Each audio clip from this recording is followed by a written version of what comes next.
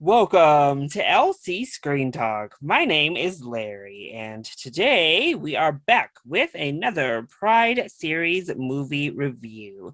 And today we are reviewing the 2020 Netflix documentary Disclosure. And to join me on this review, I have my friend Trivial Theater. Hi, Triv.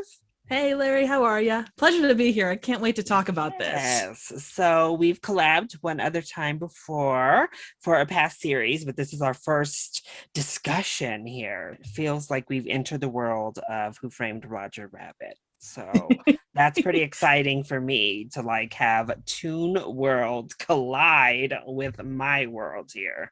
Well, your world is incredibly colorful, and I only hope I can match that color. Well, Disclosure, as I said, is a 2020 Netflix documentary that puts together a series of interviews with prominent transgender talent, mostly in front of the camera talent, to discuss representation within the transgender community in media throughout history. So, had you seen this film prior to preparing for this review? I had not, but I've seen a lot of the things that they mentioned in it. So that was kind of neat to see both the things that were clearly stated as transgendered and ones that were kind of like they could have been, but they might not have been. So that was really cool to see just to have that confirmation of one way or the other. Yeah, this was actually my first viewing of the film as well. Honestly, I didn't really hear about this last year, which is kind of a shame because I mean it has Laverne Cox, who is always fabulous and Oh, yeah. wonderful, and love to Amazing. see her in everything. And she executive produced this. So I was a little bit shocked that it went so under the radar for me. I think I heard a little bit of muttering about it last year, but then it kind of just came and went. So I was excited when we decided on this one. And it's always exciting to talk about a documentary as well, because Oh, as yeah. much great fictional work as there is, or even real life fictionalized into a narrative, it's also so useful and so beneficial to get a documentary and see where we've come in actual cataloged form. So, what were your overall thoughts of the film? Like I love the history of cinema, and that kind of goes along with my name being the trivial theater part of it. You know a lot of this stuff, and you know that nothing that we're seeing now is 100% new.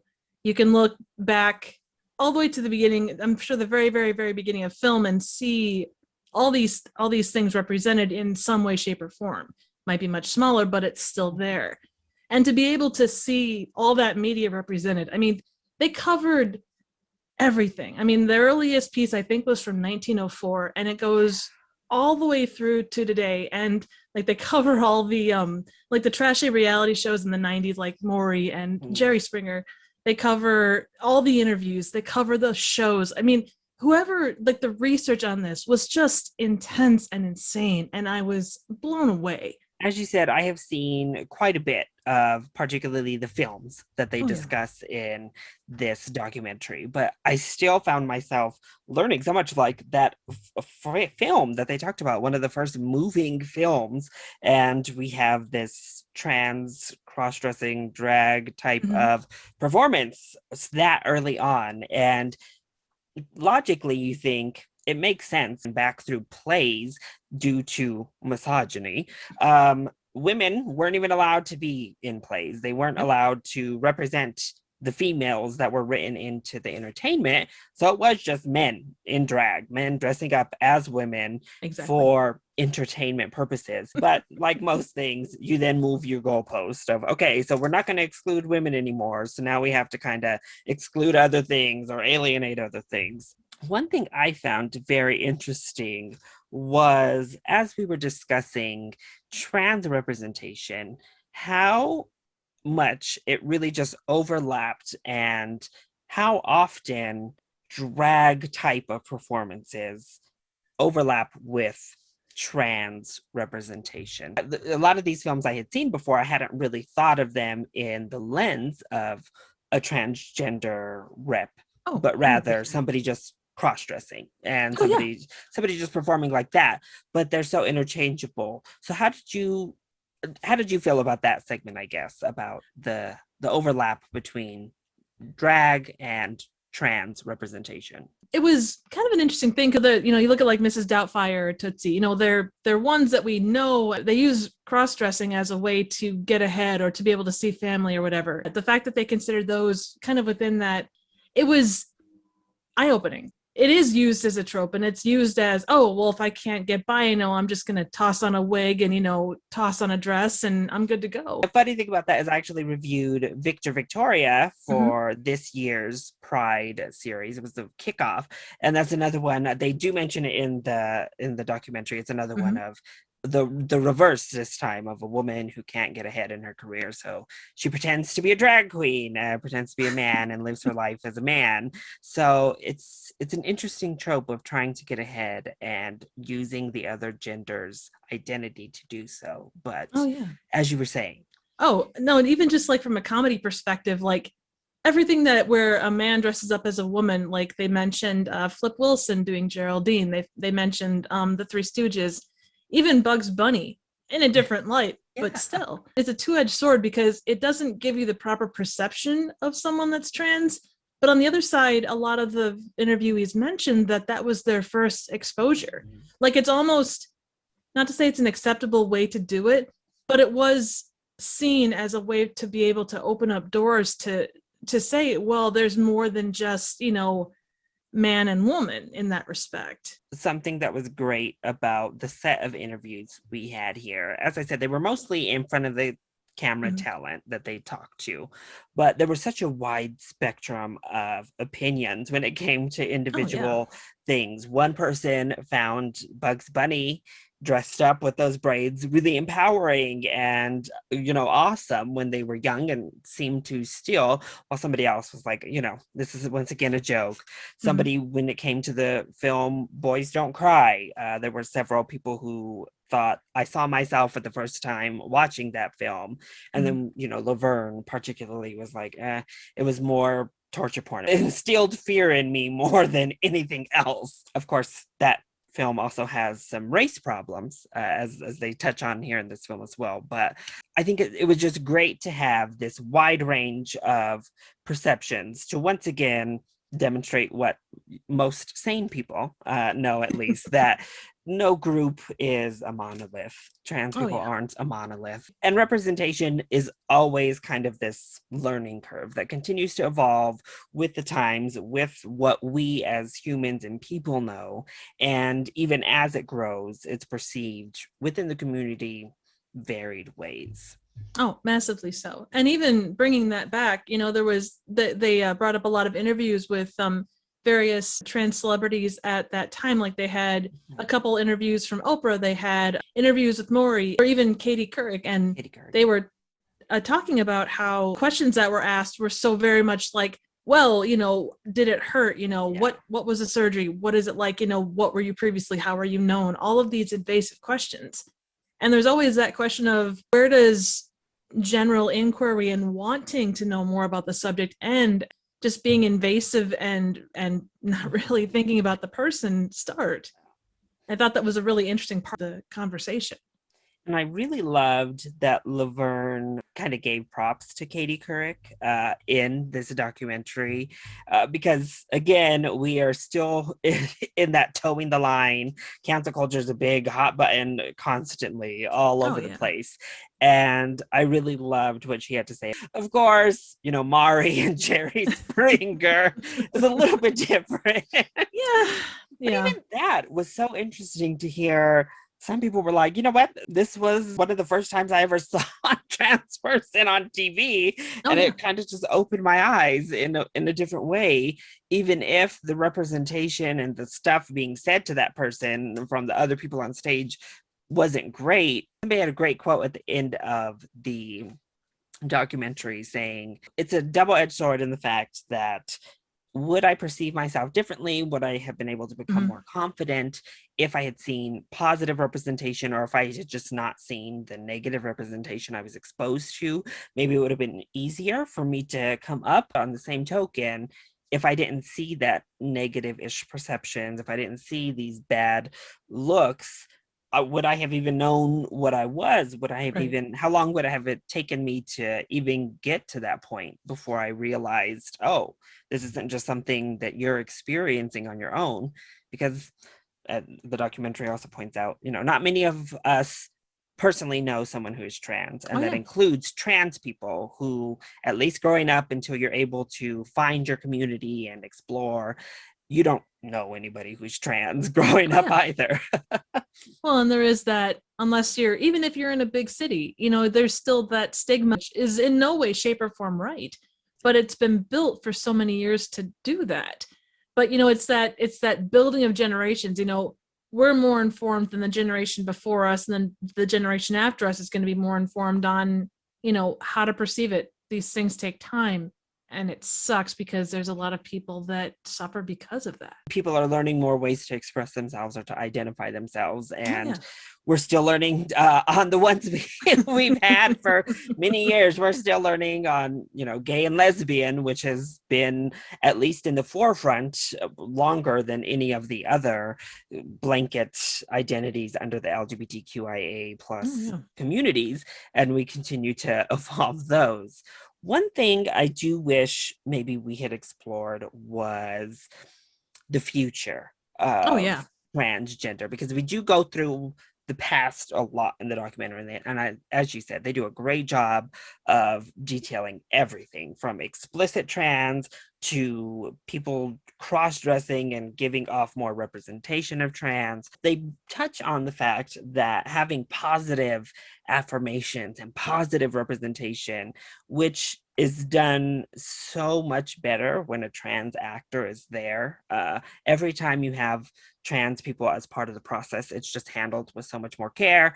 Oh It's yeah. a much more affirming experience rather than, instilling fear or making you feel some kind of way, retelling the transformation story over and Mm-hmm. over and over, because that's the one Hollywood is like hooked on right Oh now, yeah. is we only want to know about your transformation from one gender to the next. What is that like? And I still don't think we've quite gotten past that. But with those stories, particularly, I would like to know more from the community themselves. And I think it would have been interesting to talk about the problems and overcoming Mm-hmm. the problems of having a trans actor Oh yeah. hired for a transition story. But I would have liked to hear a little bit more about the future of Oh yeah. how they saw the representation going. There's actually, and I'm going to tangent slightly, but there's a channel or a YouTube channel called Philosophy Tube, and they tackle all kinds of different issues. It came out here back in February, I think. The host of that had transitioned over the course of a year, and she sat down and said, a lot of people focus on the pain of transition surgeries. I won't say there wasn't pain, but I choose not to talk about that. I choose to talk about how, for the first time in years or in my whole life, I feel like I belong, like I'm myself, like this Yeah. person inside is finally out. And it was, as a straight person, it was eye opening, because you hear the stories, you hear about the surgeries and the transitional stuff, but you don't hear about the stories of that person specifically. Like it hit you on a different level. The way she told her story. It's not necessarily the future, but it does kind of show you a route that they could take with that in respect. And I think that was amazing. Yeah, it's stories like that that let you know what could be, because we wouldn't keep telling the Danish girl and all Yeah, of these exactly. stories like this. I think part of that, once again, is yes, we want trans actors in those roles, but it makes it easier if we just stop. We move past only Oh yeah. telling these stories. Again, we still haven't really gotten past that with gay stories so often, Right. especially the mainstream ones are Oh coming yeah. out, coming out, coming out.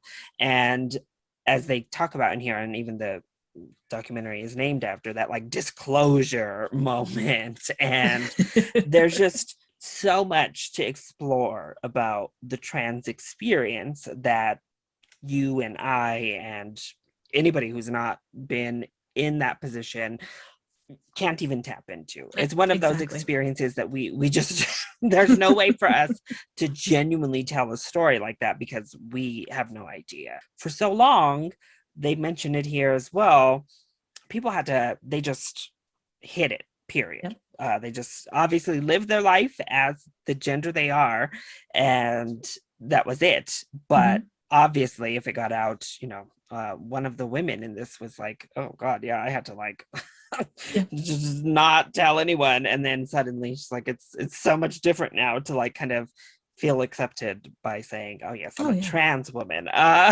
Exactly. What I am has always been inside, but now I can Yeah. finally be that. With the stories and stuff, it's like the Batman origin story. Like, we can't get a Batman movie that doesn't have Bruce Wayne's parents being killed.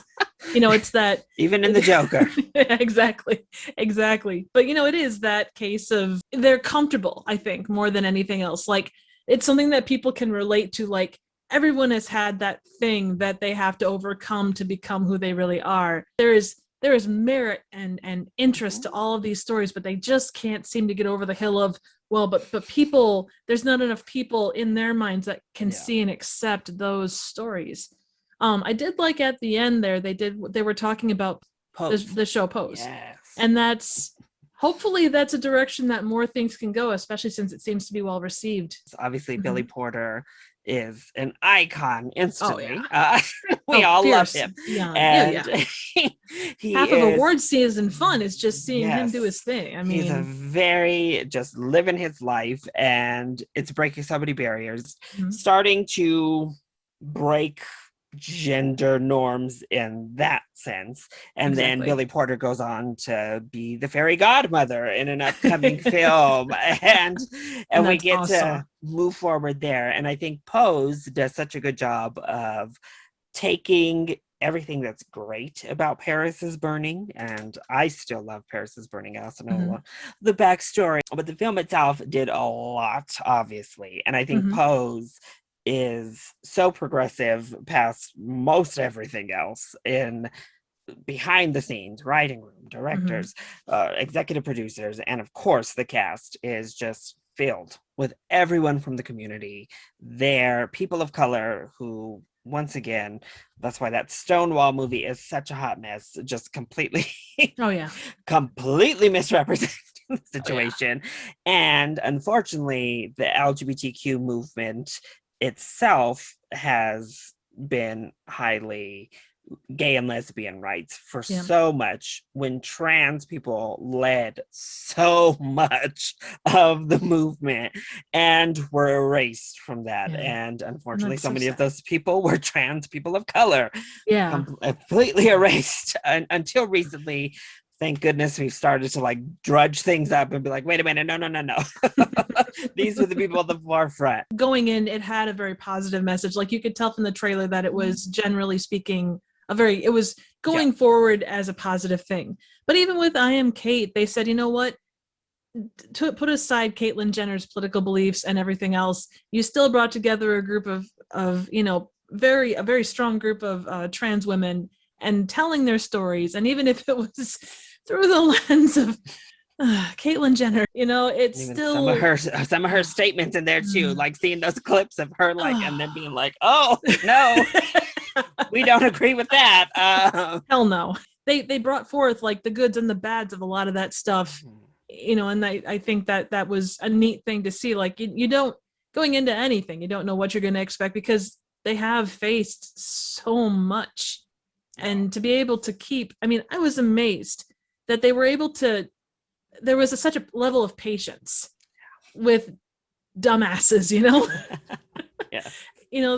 They say, you know what, I did what I could with this. It's not perfect, but it still lended me, bosom buddies. It was a stupid show, but it gave me a starting place for as imperfect as it was. Yeah, it's just crazy to even think back, like the whole Famke Janssen storyline in Nip Tuck. I used to love Nip Tuck, and I had like completely forgotten about that. And that's Ryan Murphy, a gay male who was behind that. And it just shows once again that, we're all so different in our experiences. It's so interesting. And I always say, guess what? There are psychos and horrible people amongst every single one of our subset groups. Not every trans person is great, as evidenced by Caitlyn Jenner. It's always from a place of privilege, because at the end of the day, Caitlyn Jenner is still an older, well-off white woman. Oh yeah. Yep. Yeah, and she was rich for most of her life, didn't have to drudge and trudge through as much, certainly, as so many others in the community. Yeah. And unfortunately, she went down the path of, well, screw everyone else, instead of the path of, here's my hand, let me like break doors Exactly. as I can, Right. which I love. Again, I love seeing like Laverne and these other people, because Laverne Cox has been so proactive in her activism across the board. I hate the argument, oh, I have a black friend, a gay Yeah. friend, whatever. But there is some truth to, if you're able to sit down and have that person, that set of people humanized, I think that does go a long way to go, you know what? Your impressions are so far off of what is real. And I think, of course, that's what this documentary tries to explain in so many ways as well, that once Yeah. again, most people out here have never met or knowingly met someone who's trans in their real life.